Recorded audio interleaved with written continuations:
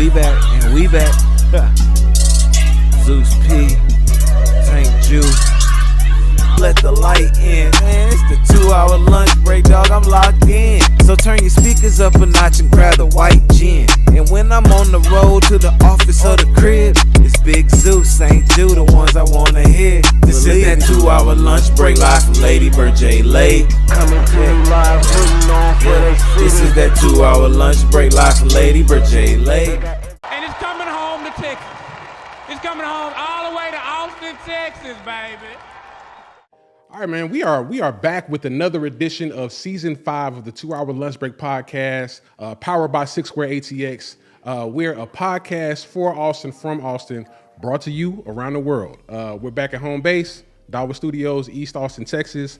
I'm Trotwood Zeus, one half of the 2-hour lunch break podcast, and I got my co-host Saint. What up? And today we got a very special guest in the building joining us. Somebody who truly is redefining what it means to heal from within. She's the founder of Konnect Bodywork, formerly known as Pro Pressure Massage, and is well known for her expertise in Ashiatsu, a unique massage technique that applies foot pressure for deep healing. But her work goes far beyond just massage therapy. She's a trauma body worker, a spiritual body healer, helping people reconnect with their bodies and release stored trauma. Originally from Kansas City, Missouri, but now based in Austin, she works with everyone from their average person to professional athletes, helping them heal both physically and emotionally. Her approach is inspired by her own personal journey, and we're excited to dive into her story, her work, and her powerful impact she's making in the wellness community. Please welcome KB to the show. How are you doing? I'm doing great. Thank you guys for having me. I love that intro. It made me feel good. You know, had a show. We got a special guest, so we got to roll out the red carpet. You know what I mean? Thank you. Awesome. VIP. So KB, tell us more about your story, right? You came from Kansas City to Austin, Texas. Yeah. How did the move shape you personally and professionally? So the move shaped me personally, professionally I originally moved down here with my mother and brother, and I had just gotten out of high school, and I wanted to be a biomedical engineer. I was like, I want to help people. I'm really into this, and that just did not work out. And so I moved down here because I didn't want to be in Missouri anymore. So whenever I moved down here, I finally got the chance to learn myself as an adult. I got to grow and see who I am outside of being a child, outside of just school. Since I didn't go to college, I kind of got thrown into the real world. So, going straight from high school into everyday adult life, it shaped me personally by having to not have that structure set for me and having to actually learn the world on my own by trial and error, which in turn brought me to my professional world. And I think my personal growth really fed into that. Gotcha. So okay, so you came from Kansas City, Missouri. Yeah. Talk about that experience. What was that like when, coming up from Missouri, and then what was your experience like the culture shock when you came to Austin? Honestly, I loved it so much better in Austin. Okay. I did not want to stay in KC. Okay. I love KC. I love KC before y'all attacked me. Right, yeah. People back at the crib. Right, back at the crib. My family back there. I love KC. Yeah. But, I wanted to expand. I feel like, there's so much to the world that I haven't seen. And so coming from KC and coming to Austin, it was actually a lot more diverse. Really? Yeah, because, a lot of people say Austin is not diverse. Right. But you go to KC, I don't know if y'all have ever been to KCI, the airport. Okay. But you're going to look around and you're going to be like, it's a lot of white people. Yeah. Okay, so kind of getting off topic, right? I just went on vacation. I went to the Ozarks. And I went to Missouri for the first time. But I wasn't in KC. I was in Springfield. You were in that's what I thought. I was like, whoa, where am I at? You were in redneck country. It ain't nobody that look like me. Yeah, you were in redneck I know country. what you mean. Yeah, so KC, it's still like a big city there, but it's still very you can see the line where it's like, oh, there's our people, right. And then there's not our people. And so, versus Austin, even though people say it's very white, the Midwest, it doesn't have you can't walk down the street and just see a blend of different cultures like you could see here. Gotcha. So what got you into massage therapy? We did our personal research, and we saw that your mother was a part of your inspiration. Yes, don't let her hear that. Because she, I'm gonna send it to her. I'm gonna send it to her directly. Pulling up the YouTube for everybody. Right. Man, I know how it my mama, she always tells me, she's like, don't forget, I'm the one who got you into this. Yep. My mom, she has chronic kidney disease. She had her kidneys fail whenever I was born, so she's been on dialysis my whole life. She's had chronic illness, and with that, she would have me she would go through flare-ups, and so I would have to rub her feet and rub her hands. And again, like I said, I wanted to be a biomedical engineer. I graduated early. I was like, this is what I want to do. And then life just started lifing, and I had to help out with my family, so I didn't really get a chance to go to college and take that path. So whenever my mom had that, I rubbed her feet one day. She was like, Kinza, rub my feet. And so I rubbed her feet one day, and she was like, you have really healing hands. Okay. You should go to massage school. Hey. And I was just like, fuck it. I mean, I'm not, I felt like a failure. I was like 18. I'm like, I feel like a failure. I'm not going to be a biomedical engineer. Everything that I had set out for myself just was out the window. So I was like, I just moved to a new place. I'm like, I'm not in school. Fuck it. Why not? I'll go to massage school. It literally couldn't hurt. So, and then I found I have a passion for it, and I found I have a talent for it. I was like, oh wait, she might have did something with this. So Gotcha. So kind of piggybacking off of your inspiration, talking about your mom, right? I know we actually had a conversation before we got started. I know you were talking about your own health journey, right? I know you said you had weight loss surgery a while back. Talk about that experience and how that was one of your inspirations to get into massage therapy too. So I had weight loss surgery after I got into massage therapy. I had gastric sleeve, so they cut out 70% of my stomach. Ooh. Oh wow! Yeah, I got a little stomach. And so with that experience, because I had health issues that caused me to get that, I was always active. I was always in the gym. I was always athletic, but I carried things in my body that basically got me to that point to where I couldn't do anything else about it. And so that was a last resort. And so with that experience, I almost expired. I'm not gonna lie, I almost died. I was, almost out of there. We're here. We're here. What's important? Yeah, we're here. But it took me I had a PICC line. And if you guys don't know what that is, it's a catheter that goes through your arm to your heart. And basically I was on IV nutrition. I couldn't eat or drink by mouth for 6 weeks. So I literally had to relearn the basics, how to eat, how to drink water. I couldn't drink water, And so I literally was brought and reduced down to what it seemed to be nothing. I didn't have the energy to get up and go to the restroom. I couldn't do the most mundane things. And so how it ties into my massage therapy and my career is that because I understand how trauma has been held in my body and in my experience, and having to relearn just the basics and those mental blocks and the things that I held within myself, as I recovered and I learned myself on that journey, I was able to take that experience and be able to really connect and empathize with my clients with whatever they're going through, and be able to address pain points that they may not be aware of, and really help it move through to them. Gotcha. So looking at your Instagram, right, you are the true definition of standing on business. Putting feet on people.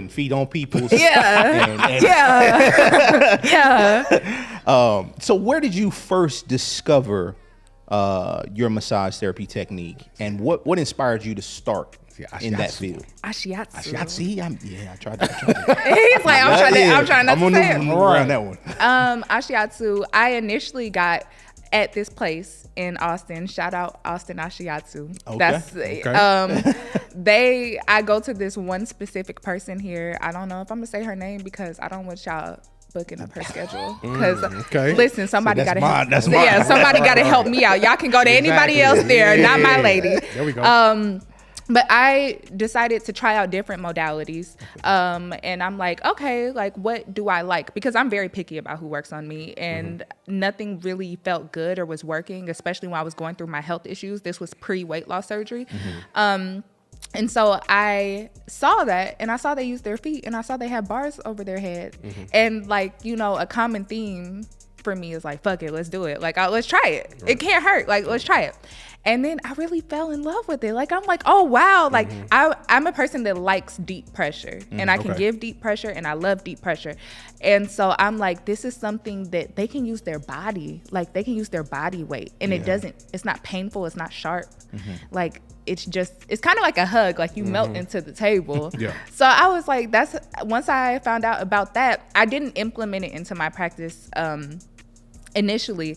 But then, I did one time because I had an athlete, shout out Landon. His hamstrings were too thick. That man's just thick. And I'm like, I can't work your hamstrings. And so I was like, get on the floor. Like, I've gotten this massage before. Get on the ground. I'm going to stand on you. Man. And then, it went from that to, it just evolved from there. So She's like, let me get this hammy real quick. Nah, for real. It's working. It's working. Hey, listen, you gotta do whatever by any means. So I was like, I'm here. I'm finally getting athletes. Like, he was one of the first athletes I worked on, one of the first football players I worked on. I'm like, I'm finally doing this. I'm not gonna mess this up because he has a thick leg. So I'm like, he's gonna get on this ground. We're gonna work this hammy. I get that. So question, right? So and I was thinking about this on the fly, right? So I know we're talking about maintaining professionalism, during the job, right? And the reason I bring that up is there have been, cases of professional athletes having high profile scandal with being real inappropriate, like with massage therapists and stuff like that. How do you, one, have you ever had an experience like that? And how do you maintain those boundaries? Like, hey, I'm here to do a job and that's it. Like, how do you operate within that? That's a great question. I've never had that with athletes, actually. People normally, whenever they ask that, they don't believe me because they're like, oh, I'm sure they try different things with you. I'm like, no, they don't. I think the people that I've worked on, I usually build some type of rapport with them before the session. And I also I don't work on just everybody. Normally, it's like, hey, I know this person. Like, they're kind of vouched for. So it's not like I'm put in an uncomfortable situation. Right. What was the other question? I was saying, how do you maintain those boundaries? How do I maintain it? I just think it's just how I am as a person. I'm very direct, very confident. I feel like if I were to put myself out in a way that was more timid and, not to say that they wouldn't respect me as much, but it would be easier for them to run over me. And so I think since I put myself out in a way that's confident, I'm very sure of myself, I'm very sure of what I do. They just know I don't play. Based off my personality. Right. They just know I don't play. So, it's not like I have to do anything extra. I think between us having a relationship built up or because they know people that I've worked with, and then the combination of that mixed with me being a very loud personality, I think, it just makes it easier for us to have that professionalism, but also, I think since we kind of built that relationship, so it kind of becomes like family almost, or friends, or a sister or a cousin. I talk shit to them, but it's like I know what I'm talking about and I get the results, so they know not to cross that line. Got it. Let's talk about your rebranding, right? So we've changed our name from Pro Pressure Massage to now Konnect Bodywork. Yes. What does that mean both to you and your clientele that you're serving? So I would say the change means is, Pro Pressure Massage I came up with when I first started, and that was because I was like, I'm in school, I give deep pressure, I want to work with pro athletes, Pro Pressure Massage. Makes right sense. Right there, straight to the point. People know what I give, right? And then I feel like as I've continued throughout my career over these years and I've grown, it's not just a massage, and it's not just about pressure, and it's not just about me working with athletes. And so I think the rebrand came from me just evolving as a person and my techniques evolving and my service evolving. So now Konnect Bodywork, not only is it KB, for me, KB, because, I kind of want to have that, for some other things in the future, but, it's connecting people back to their bodies. That's ultimately what I do, is I make people I help people become more in tune with themselves, more in touch with where they're at mentally, emotionally, physically, spiritually. And so I think that also helps my clients because they understand that it's, again, not just a massage. This is something that's really catering to connect them back to themselves. Right. And it opens the doors for more people to come in. So it's not just like, oh, it's just athletes, you know? Gotcha. So I'm curious. I know, kind of piggybacking off of you talking about, like spirituality. I know during the intro we were saying that you refer to yourself as like a trauma body worker and a spiritual body healer, right? So what exactly do those titles mean to you?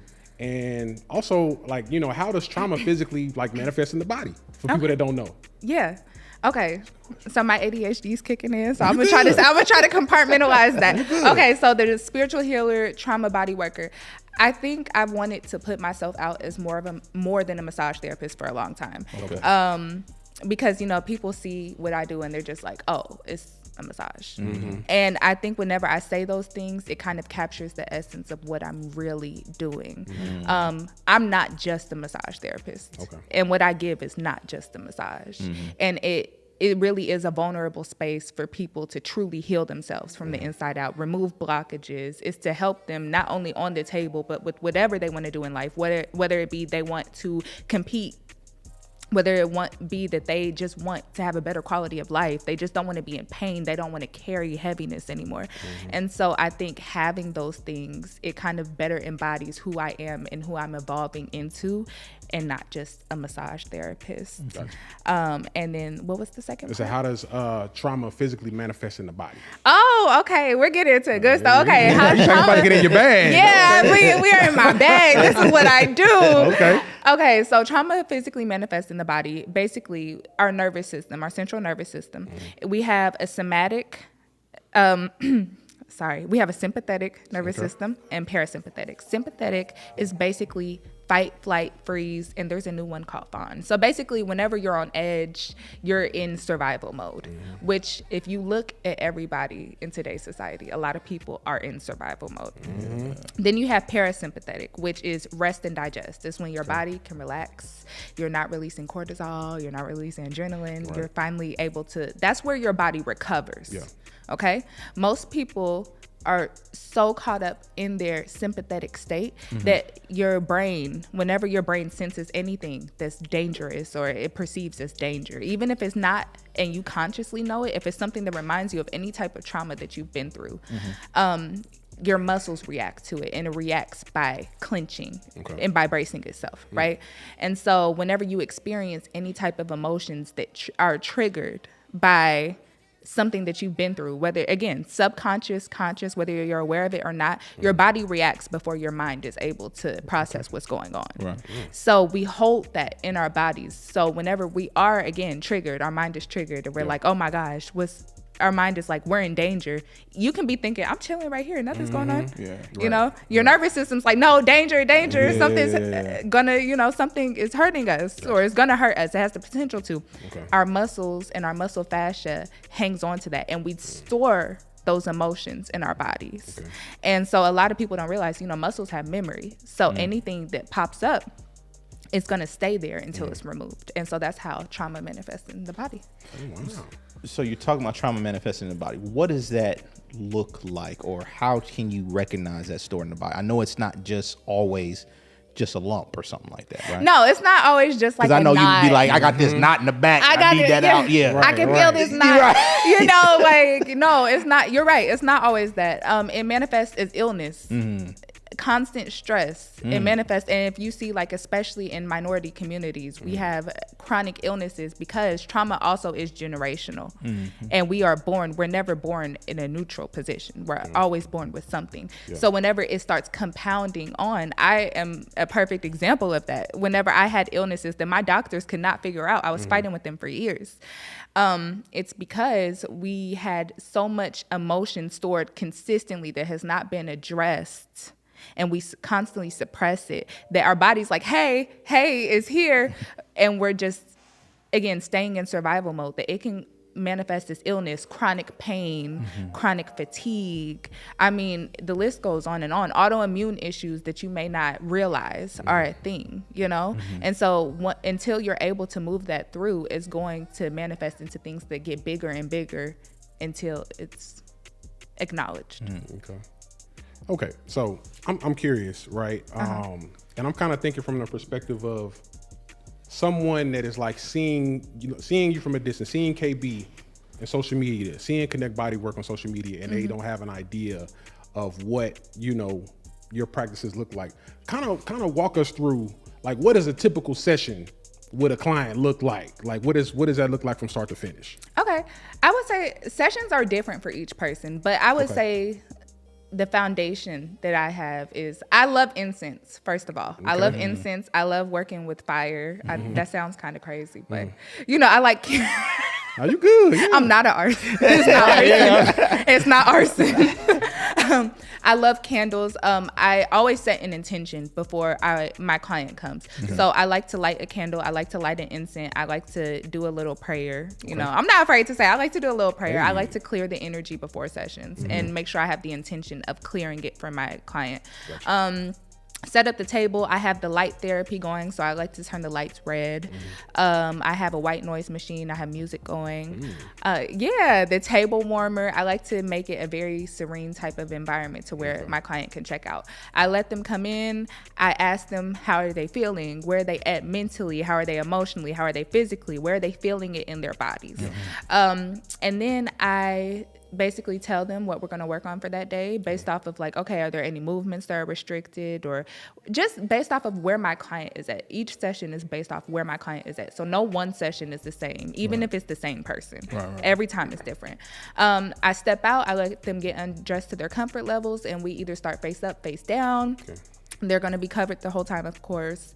And then I start the music and I, flow, see what's going on with their body, see where they're holding certain things, and kind of just meet them where they're at. And then whenever I'm done, I'll blow out the candle. And I like to end with the head and the neck. Like, I like to do that because it kind of helps your nervous system recalibrate and really just set in. And then I step out, let them get dressed. I ask them how they're feeling. And, I'll give them things to do in between sessions to maintain the work that we did so that they can continue to get better. Gotcha. Now, I ain't gonna lie, man, with that kind of ambiance, I might mess around and fall asleep in that like for real. Like the white noise and the incense, like, hey, 5 minutes, I'm gone. Done. For real. Oh, you done? Right. Oh, that was awesome. See, it's a very serene environment, but it's like it has polarity to it because it's a very serene environment, but also I'm kind of beating you up in a sense because we're finding trauma in your body. That doesn't feel the best all the time. But you'll feel great after it's released. You're like, okay, I can rest. But whenever I'm finding points in your body that you didn't even realize was holding something, it can get intense sometimes. I think that was gonna be my next question. Are you ever run into a client that says, yeah, it's just my shoulders, and you're doing your thing, and you're like, nah, this is your leg right now. All the time. Really? All the time. Okay. I let my clients know. I'm like, and my regulars, they usually are like, it may be my neck, but I'm gonna let you do your thing. They're like, my neck is bothering me, but I'm gonna let you find where it's coming from. And so, a lot of times it's stemming from somewhere else. And so I like to let them know before the session if it's a new person. I'm like, hey, I'm gonna work this area and I'm gonna address it, but I'm gonna find where it's coming from. Okay. And we're gonna address that so that it doesn't, because I can work on your neck all day, but you're going to keep coming back for your neck because we're not addressing the root issue. And as much as I love to make money, that's great, but I'm here to help you. And so it's like, I want you to make progress. I get frustrated if my clients are not seeing progress. So we're going to work what's bothering you, but we're going to go to where it's coming from so that you don't have to keep dealing with that. Gotcha. So I know early on, I know you were walking us through your process. I know you said one of the first things you do is a prayer, right? Yeah. So if you can talk about how does spirituality, kind of play into your practice? What other things do you use to kind of incorporate that too? I think spirituality plays into my practice is because I believe I have a gift, honestly. Okay. I think with everything that I've been through, There's no reason. Honestly, I shouldn't be alive right now. Like I'm gonna say I shouldn't be alive right now. I should have been gone so many different times, right? And so, as I have gone through massage school and as I've experienced different people in my work, I realized that I do have a gift. Like what I do is not normal or not the standard. I won't say not normal. It's not the standard. And so, what's the question again? It kind of, I'm not gonna lie to you, I lost it. The spirituality. Yeah. Thank you. No, you good. Hey, ADHD hitting. I'm telling you, the ADHD like. I know how it goes. Because I can tell spirituality is gonna take me to the ether. Okay. So I think with my journey with God, like my faith, you know, with me going through those trials and tribulations and growing more of a relationship with God, I feel like I've been able to step into my purpose more. And I feel like I'm walking in my purpose by helping other people connect to the pain that is sitting within them and helping release them from it. So I would say as I've gotten closer to God and grown stronger in like just my faith and my spiritual practices, it's actually enhanced my work to be able to help move energy through people and allow them to unlock their highest potential as well. So spirituality plays such a role. I mean, I think, you know, I can't do this without God, honestly. You know, I wouldn't be here without God. I couldn't do this without God. So spirituality is everything in my practice. And I'll never be, you know, ashamed to say that. That's beautiful. And you talked about earlier, everybody's session is different. Yes. And we also talked about how you cater to pro athletes and the everyday person. Yeah. Is there a particular niche that you say, okay, this is a pro athlete, I need to make certain I do this, and this is the everyday folks, so I'm just gonna handle, or is it always just that thing, you're gonna go back to the basics? What can I help you with? How can I serve you? And then we'll move forward from there. It's the basics. Okay. I feel like,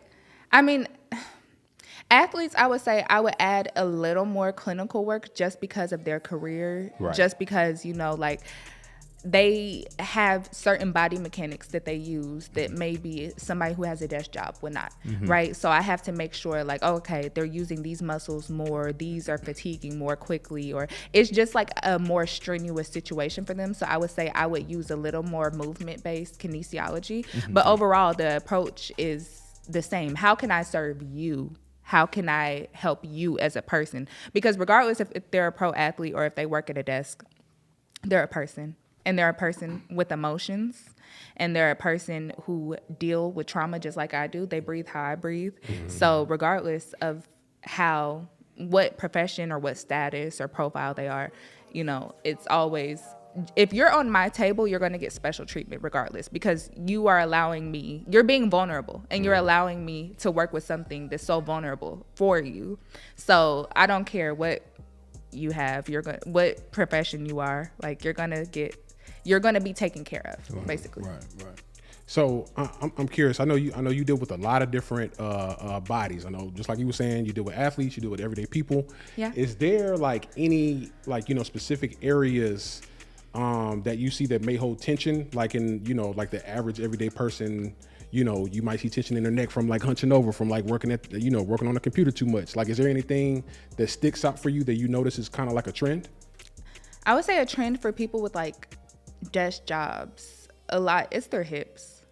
Really? Their hips are very closed in, because think about it, like a lot of them are sitting and they naturally start hunching over and they close in into kind of like fetal position, you know? So I focus on opening them up and opening up their hips, and their glutes usually are really weak.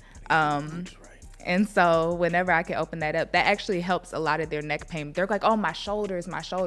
So it's usually their hips and their chest that I like to open up. Because they're closing in. Yeah, because it's closed in. So when you balance it out, it helps everything else. Yeah. I got to get my glutes right. Right, yeah. Yeah. Glutes are not just for the ladies, okay? How do you educate your clientele? It seems like a lot of this stuff is mind-body connection, right? You talked about muscle memory and things of that nature. How do you educate your clientele about the mind-body connection and the importance of addressing trauma through body work? Well, I educate them partially just by doing the sessions. I think once you feel it, it's kind of hard to ignore, you know? And so I educate them by actually doing the session, for one, because that in itself, like nothing is a better experience than like, the experience is the best teacher, right? So you feel it and you're like, oh, this is real, right? And it's like, you know, they feel through sessions, it's like, oh, if they're having a stressful day, their body's gonna feel a certain way. If they've been going through a chronically stressful time, their body's feeling a certain way versus when they get worked on consistently. And how I also like to, I think that's the main thing. Like, it's just them getting the sessions. That's how they're educated on it. Because then they like to ask questions about their own body. They're like, oh, where is this coming from? Oh, how am I, like, how do I get rid of this? Or how do I, you know? So a lot of the session really is how they learn about it. That makes sense. Okay, so let's take a side step and let's talk about the future a little bit, right? So as of right now, you know, your clientele is growing. You know, you're working with, like I said, everyday people and athletes as well. But what does the future look like for you? Like 5 years from now, where do you see Konnect Bodywork? 10 years from now, where do you see Konnect Bodywork? Oh, where I see it to be international. I want to be everywhere. That's beautiful. I want to be everywhere. Yeah. Like, I want to spread healing. This sounds so corny. I want to spread healing to the world. You know? Like, I feel like the world would be a better place if people could learn how to transmute their pain into something better. And if people could unlock their highest potential, if people were able to get out of the box that they deem is normal for them and really open up their horizons by getting, like, acknowledging what they're carrying and being able to move that through so that they can push past their boundaries. I want that to be global. Like, I want to be able to go everywhere with that. So Konnect Bodywork, I don't really have a limit. Like, I'm taking this to Pluto. I'm like, there we go. You know, let's do it. I see Konnect Bodywork. I'll have people working with me, people that I can send out to work for different places. I'll probably eventually be more hands off at some point. I can train people, I can help people, you know, but it is strenuous. And, you know, I want to turn it into an empire, honestly. I sound like a dictator. I want to turn this into an empire, but like a healing empire. So, you know, like, I want to redefine what it is to heal yourself from the inside out. Okay. That's what's up. I like that. I think I have just another follow-up question with that in context of, you know, massage therapy and things of that nature. Most of our community, Black and brown in particular, they're either just like going to the doctor, right? Or they've done it before and they're like, that's dope. I ain't got the time, right? What advice would you provide, or what sense of urgency that you would give to those people to say, hey, don't, even if it's not checking me out, check out a massage therapist, go do this, go see a chiropractor, whatever have you. Like, what advice would you give? I would say you get one you. And you get one body. You get one mind. This is your life. You get one of those, right?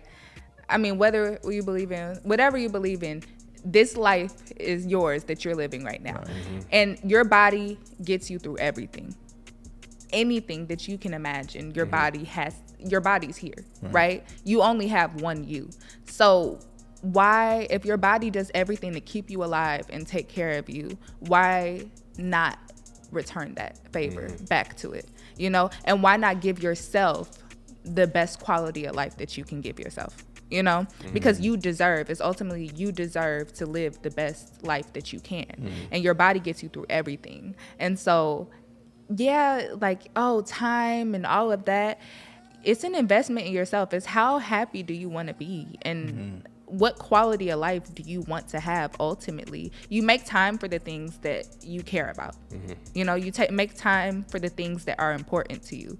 You know, you can make time to go party and go drink with your friends, or you can make time to go do this and that. Why not reinvest that back into you and give yourself a better quality of life? Gotcha. Okay. So kind of piggybacking off of that though, let's talk work-life balance a little bit, right? So I know just working in that craft, you're giving of yourself physically, like at all times, right? And I'm sure it's a fulfilling, profession, but it still can be physically draining, right? So what ways do you go about, kind of like recharging, regrouping, just like you said, giving back to yourself? What do you do? Like, do you go, sit at the house and, watch some, get a glass of wine and watch some bad TV? Or you go hang out with your homegirls? Do you hit the gym? What did that look like for you? So yeah, it is. I do have a very physically, emotionally, spiritually draining job. So I have just gotten better about having a balance. I'm not gonna lie. I be telling people to take care of themselves. I be taking care of myself, but I'm working on my work-play balance because I'm like, I don't have enough fun. Right. Partying, it was fun. Now it's like, oh God, I don't. Yeah, it's hard on you. I need a few days to recover. I'm still young, but dang, I would say me pouring back into myself would look like me going to the gym. I love the gym. That's like my therapy. Okay.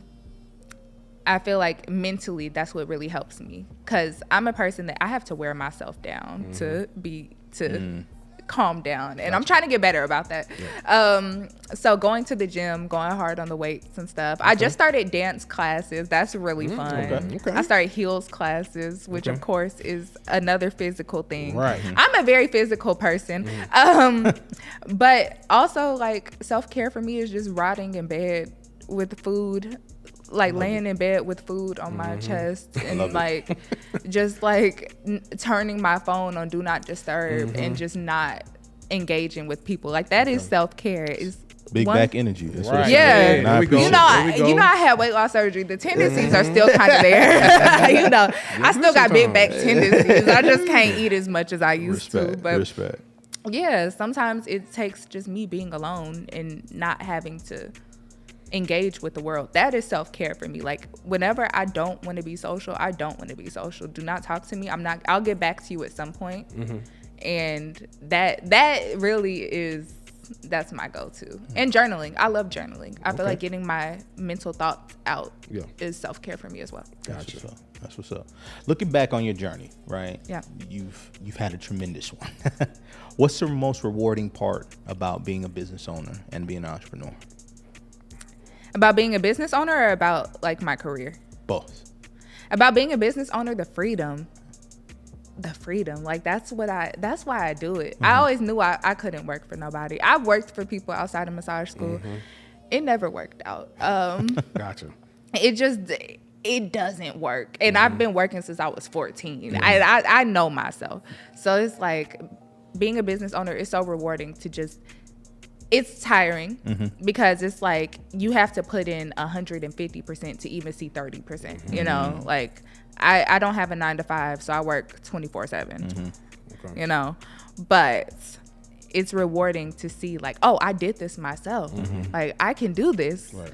And also for my career, it's rewarding to just see people's quality of life just improve. Like I love when my clients come to me and they say, my client just told me, she was like, I told my therapist about you. And I'm like, she was like, I told my therapist about you. Like, I'll have people hug me, like really hug me, talk about how it's changed their life, like how they have been able to be happier and feel lighter. And, I've had some clients like that couldn't even put on a jacket because their body was just so torn up, and they had doctors tell them there's nothing that they can do for them. And like the fact that I don't even see them as much anymore because now they're good. So seeing people's progress to where they can be more independent and they can actually go live their best lives, like that's super fulfilling to me.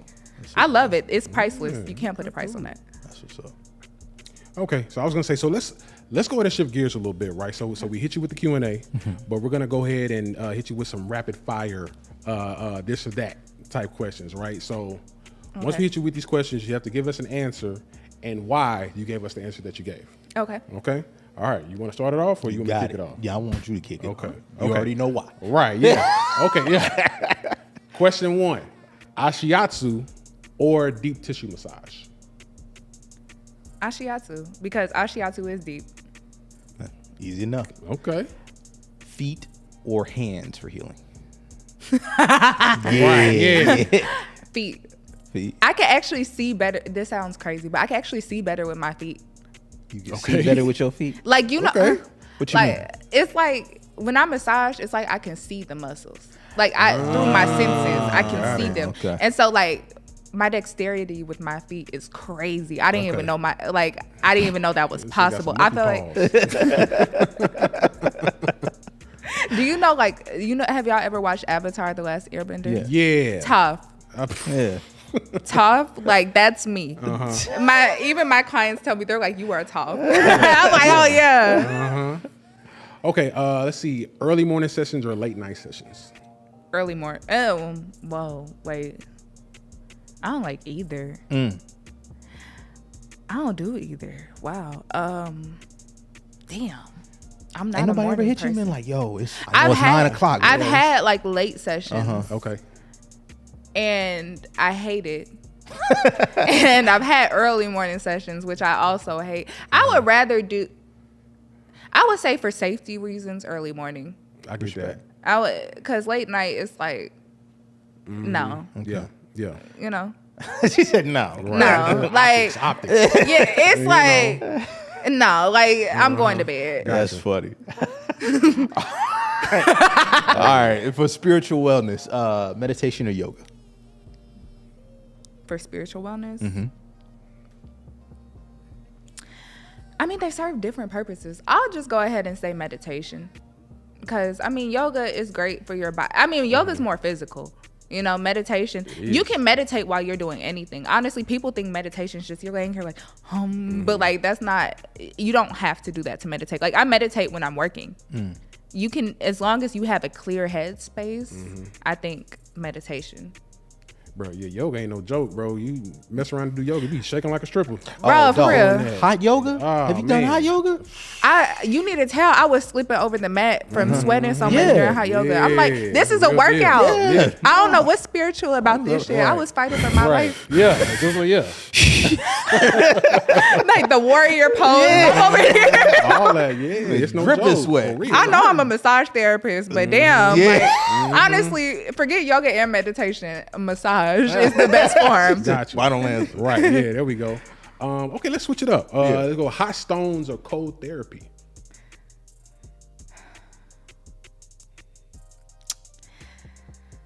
They serve different. Okay, I'll say I hate the cold. Okay, but I will say cold therapy, it has its benefits. I feel like hot stones is kind of like, I don't know, hot stones are cool. I don't really use them as much because it's like, I feel like for me personally, it's been more for the aesthetic, like to warm up, because I have a bottle warmer for my oils. So like I already warm up the muscles. I feel like I'll say cold therapy. I would say, yeah, like do a cold plunge. It's rough, but a cold plunge really, you know, it builds your mental and it helps with inflammation and all types of shit. So, Pro athletes or everyday clients?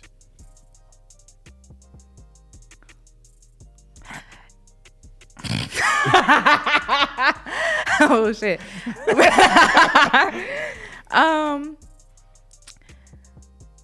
But pro athletes can't be everyday clients. I mean, everyday clients is like everyday job type clients. Okay. Okay. Wow, I feel like I'm choosing between my children right now. I feel scared. I feel like somebody They're gonna come to you feeling some kind of way. right, like y'all trying to get me in trouble. Like, Everyday clients, Right, huh? That's yeah. crazy. right. The funds. Wait, y'all trying to mess with my funds. Wait. They both pay me. Okay. That's a good I answer. can't respect say it. they both pay That's a me. good answer. I That's a good respect answer. it. I can't. I'm sorry. I can't mess up a bag, y'all. I'm That's a sorry. good I love answer. all of y'all. I love all of you. Okay. All right. Okay. So for a relaxing getaway, do mountains or the beach? The beach. The mountains. I'm scared. Okay. You telling me it might be a bear? It might be some mountain. Like, you don't know what the hell up there. It's gonna. Let me see some bugs. It's over. Right. It's not. There's nothing relaxing. Like, and plus I might have to hike or some shit to get somewhere. That's a workout. That's not relaxing. On the beach, I could just have a drink. I'll be laid out under the sun. I'm cool. Right. Yeah. That's true. Mountains stress me out. I get that. They stress me out. Aromatherapy or sound therapy? Damn. I use both. I'm gonna go with sound therapy because I have to have music. I feel like having the right music every time, like it doesn't matter what it like. It doesn't matter if you have an incense or whatever. If it's silent, I'd rather it be silent. You don't really have smells going. I mean, I'd rather it have music and you don't have smells going.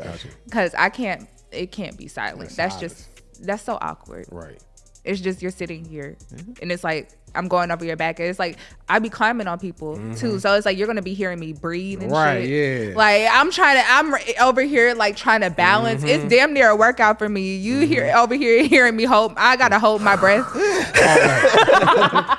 You all right down there? All right. Like I'm over here climbing. Yeah, no. Shit. Okay. Damn.